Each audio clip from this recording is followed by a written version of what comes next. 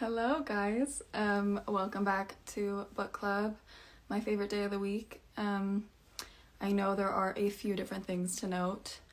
One, yes, my hair is pink, but the even crazier thing is that my backdrop is different.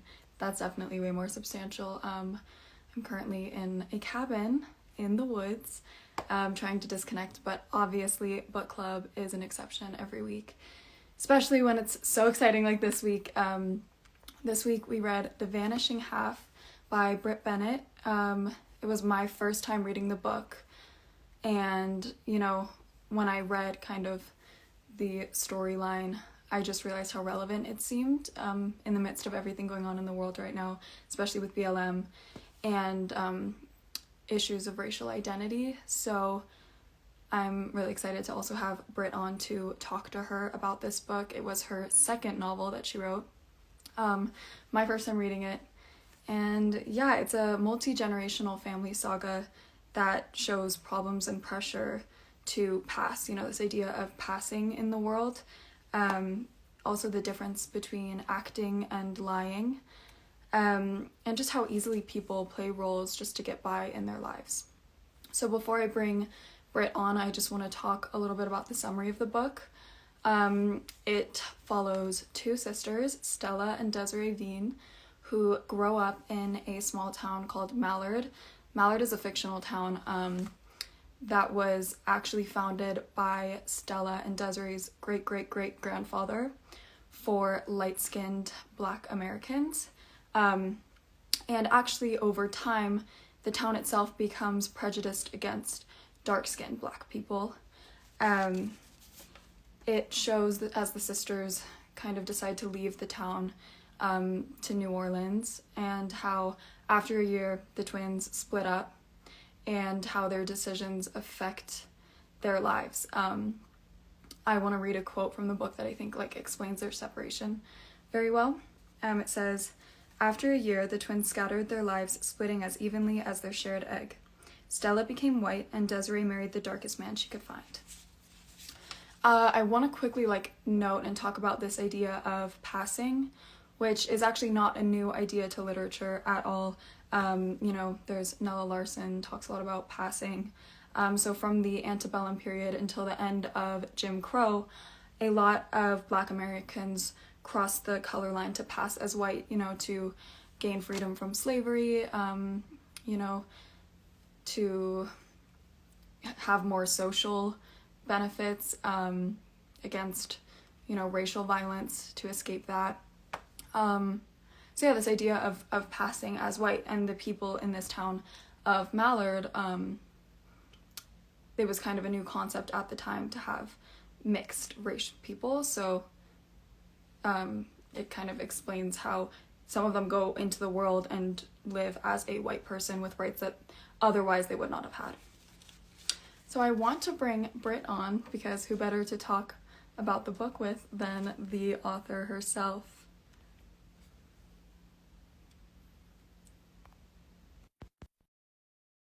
Let's get her on here.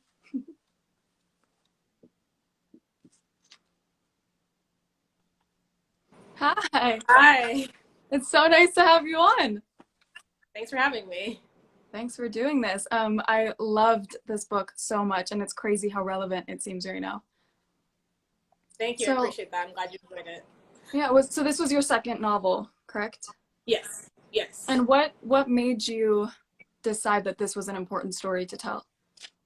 Yeah, it really started with a conversation I had with my mother, who's from Louisiana. Oh, wow. And she just told me very offhandedly one day about a town she remembered hearing about. That was a town full of light-skinned Black people who intermarried so that their children would get lighter from generation to generation. And it was very strange to me. It was very disturbing. I grew up in California, so that was nothing I'd ever quite imagined. But I knew that could be the beginning of a novel. It struck me as a setting for a novel. And then I started to think about twin sisters who come from a place like that and decide to live their lives in very different directions. Absolutely. And this town of Mallard, which is a fictional town that you made up, but I guess based on a town that you had heard about, what kind of inspired the characters and the community of Mallard? Yeah, different things, I think. I think for the sisters, I really wanted to think about these twins who seemed very different and are living their lives in very different ways. You meet Desiree, who's the one who really wants to get out of the town, and she's kind of the one who ends up returning back when you open the book. And then you have Stella, who seems like she's kind of happy just living out her days in this very small town, and she's the one who has disappeared somewhere else. So I love the idea of these twins kind of pulling in opposite directions and in directions that are different than what the reader expects. Absolutely. And what made you decide to open the book in 1968, you know, the year Martin Luther King Jr. was assassinated? Yeah, I mean, I think that's one of the reasons. It was such a tumultuous year in American history. You had the assassination of Dr. King, you had the assassination of Bobby Kennedy. You know, you kind of think of that year as a year where sort of a lot of the optimism of the 60s kind of died that year. This sort of flower child thing that we like to think about the 60s, it kind of runs up against reality in that moment. So I loved the idea of these characters who are going through all of these momentous changes, finding themselves in this historical moment full of momentous change for the country. Absolutely. And I find it so interesting, you know, that both of the twins are raised basically in the same way, in the same place, and grow up to be very different. How do you think running away influenced Stella's decision to go on and, you know, pass as white? It's a good question. You know, I think in the beginning of the book, at least, Desiree thinks that is what happened, that if they had stayed in Mallard, then they would have lived out their lives in that town together. But I'm not so sure. I think that you get a sense that Stella has already kind of started pulling away before they leave and go to the city. I think that there is something in Stella intrinsically that is I don't know, just eager to get away and eager to get away from her sister. And I have two older sisters. I love my sisters, but I'm always interested in those sister relationships of what is it like to love a sibling and want to be close to them, but also sometimes you feel claustrophobically close. You need to escape the bond. Yeah, and establish that independence. And how do you think, you know, their shared history, but also the different lives that they led affected their daughters' identities? Yeah, I mean, that was something I became really interested in, because I think originally I thought I was just going to have the twins. I thought one half of the book would be Desiree, one half would be Stella, and that would be it. But as I started writing the book, I became really interested in their daughters.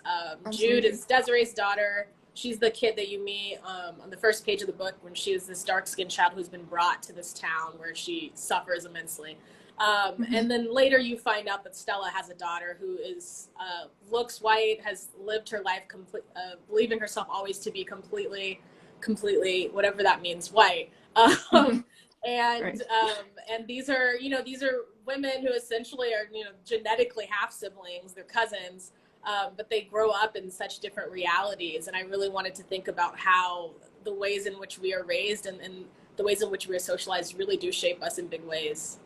Totally. And what did you kind of want readers to understand about the difference between racial identity and family history? Because I think that's a huge theme throughout the book.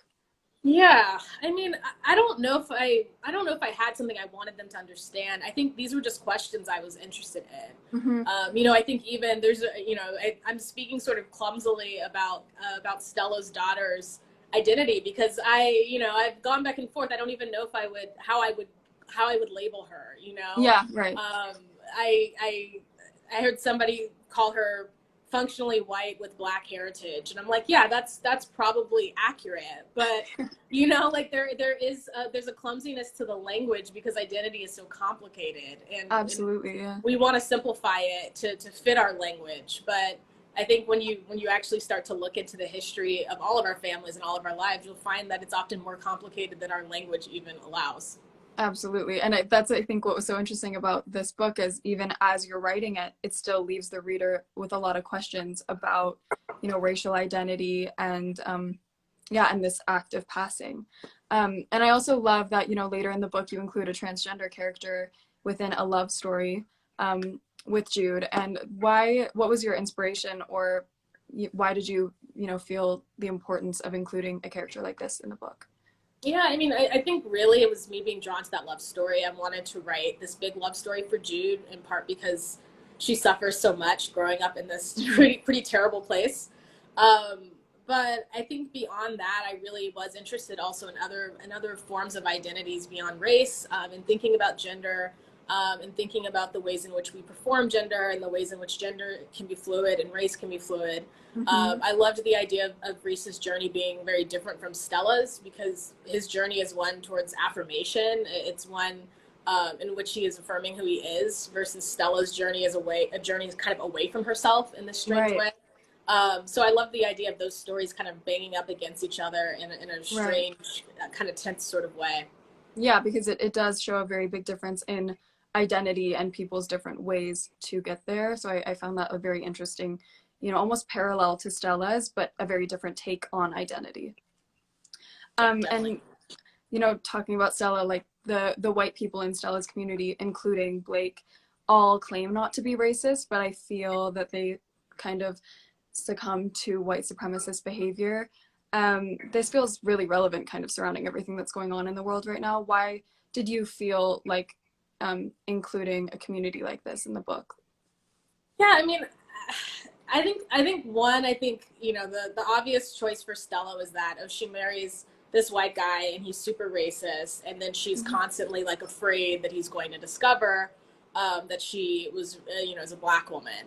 And that's what happens in Passing. I heard you reference Nella Larsen's Passing. That's what happens. She marries a dude who's super, super racist.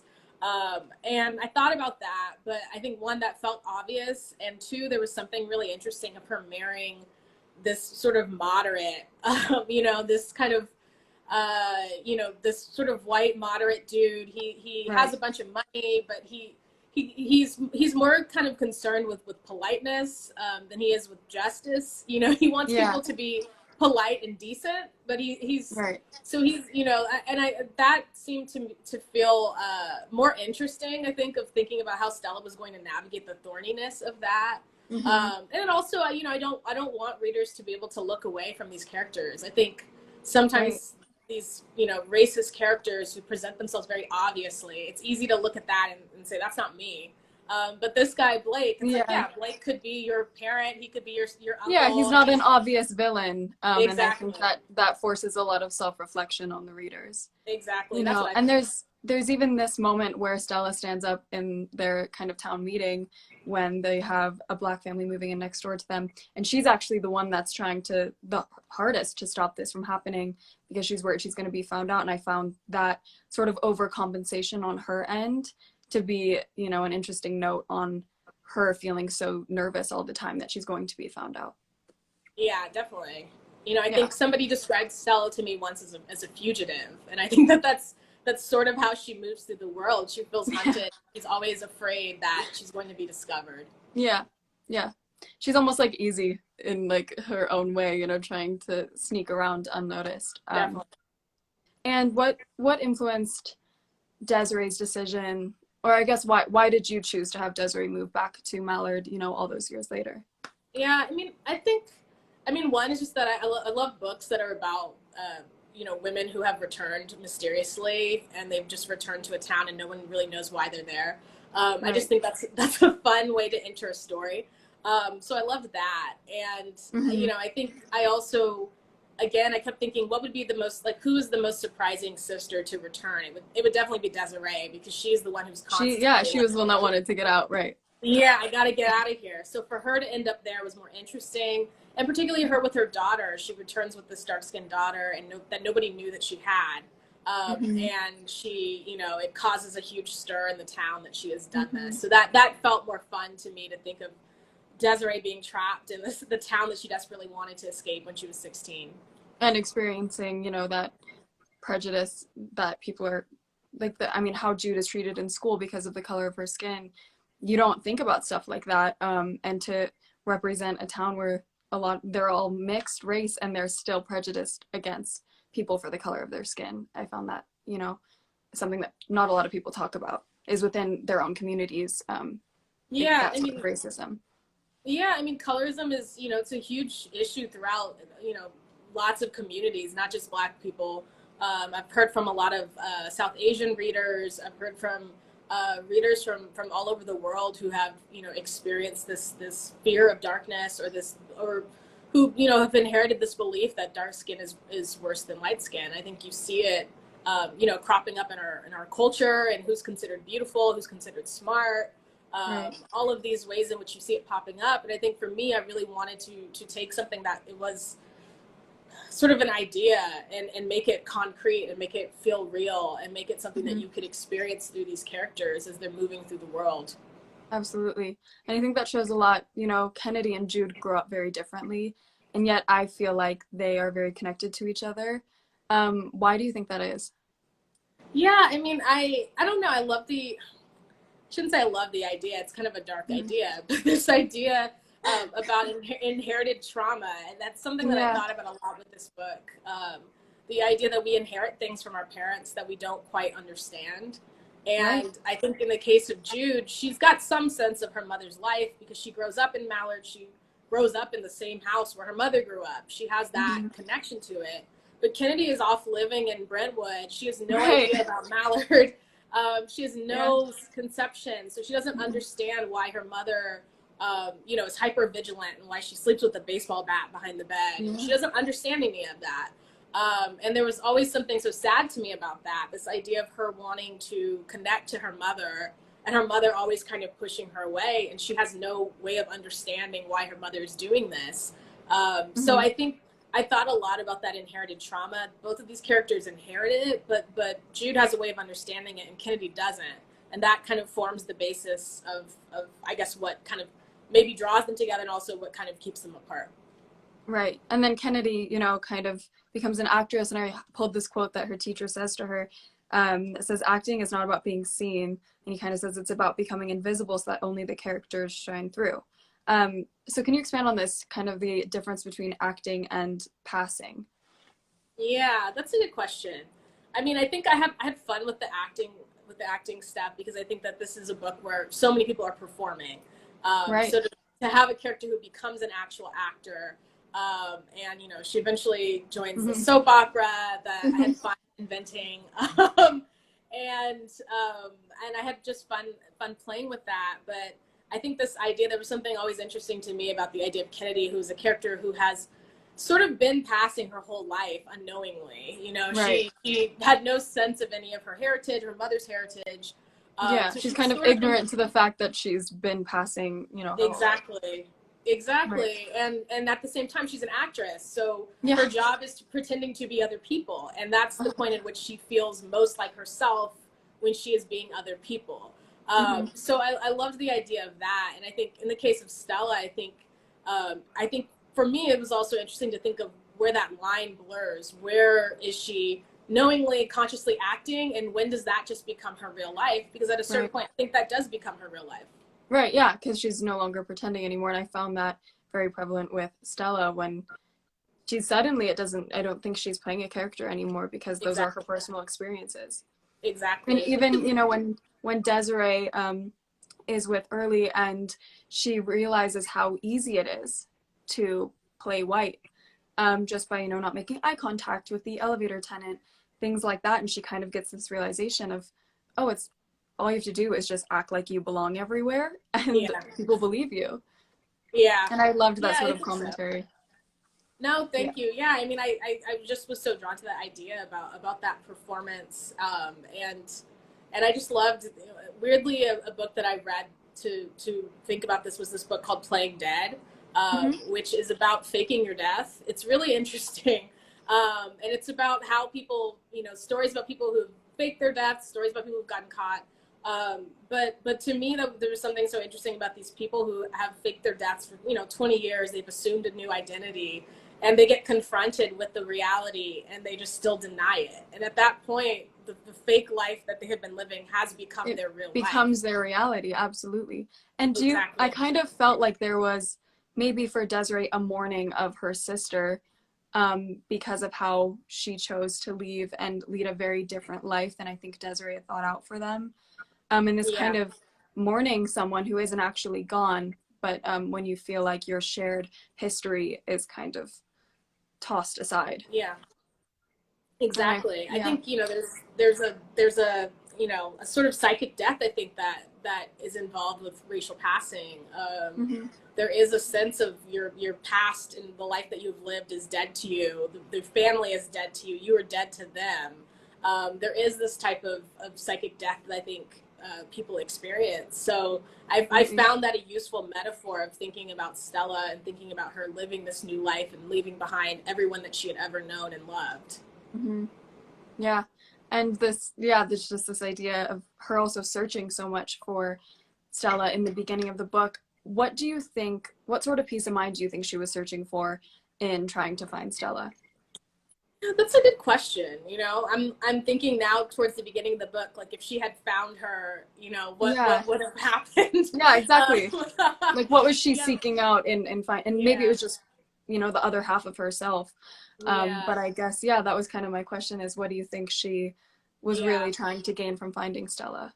That's a good question. Yeah, I mean, I think that there is a feeling. I think that that Desiree still has at that point that Stella is pretending, and she can kind of be ripped out of that, almost like you're waking Mhm. someone from a dream. Like I just need to Right. shake her. She'll come back. She'll come Like a back to the reminder of her past. Hmm. exactly. Like she'll come back to the town. I'm here now. We will both be here. I think that she has that feeling still at that point. And later, when she begins to realize how deeply Stella had committed to this life and how long she had sort of been playing around Hmm. with this idea of passing, then she starts to realize that it's more serious than she ever thought, and that Stella's more committed to this new life than she ever imagined. Absolutely. And I think, if there was one thing that you wanted people to really take out of this book, whether it's Desiree or Stella's choices or how their daughters grow up, what would you say the one thing that you really hoped came across to readers? I think just that identity is complicated. Hmm. It's a simple thing, but it's something that I thought about a lot as I was working on this book. The idea that we read people, we make assumptions based on these categories, and the categories themselves are fluid and they're unclear and they're unstable. And then we make assumptions based on these things that we don't know about people. And then there are real implications of our assumptions. There are Hmm. real implications of in people's lives that determine where they can live and where their kids go to school and who they marry and whether they live or die. Absolutely. That to me was the strange sort of thing to balance was the fact that these categories themselves are constructed, and there's something absurd about constructing them in the way that we have. And at the Hmm. same time, the way that we've constructed them actually affect people's lives in real and concrete ways. Absolutely. It's just this idea of, Stella acting white and how differently the world treats her Yeah, just because of one thing that they don't know about her race, right. and that it doesn't change her who she is, how and that to me was so interesting to see the differences of how the world was treating Stella versus Desiree just based on how Stella chose to live her life, Right. but they Right. were And exactly the same. exactly. And Hmm. even the first time that Stella passes, really, she's just sort of mistaken for white. Yeah, She's not even trying to consciously act at that point. She just walks in somewhere and someone thinks she's white and treats her accordingly. but then she And that, realizes. yeah, she realizes Uh-huh. it's something that she can do. And I think to me, it was that slipperiness of identity that I found so interesting, that you don't have to change anything about yourself, but someone Nope. reads you a certain way and they change how they treat you. Yeah, and just how perception is everything. Mm-hmm. Yeah, no, I mean, I seriously loved this book so much, and I think Thank reading you. it in a time now when it's so important, it was just really cool to see so many parallels of when you wrote it to what's happening right now, and just how complex racial identity really is. Thank you. I appreciate it. I'm glad you enjoyed the book.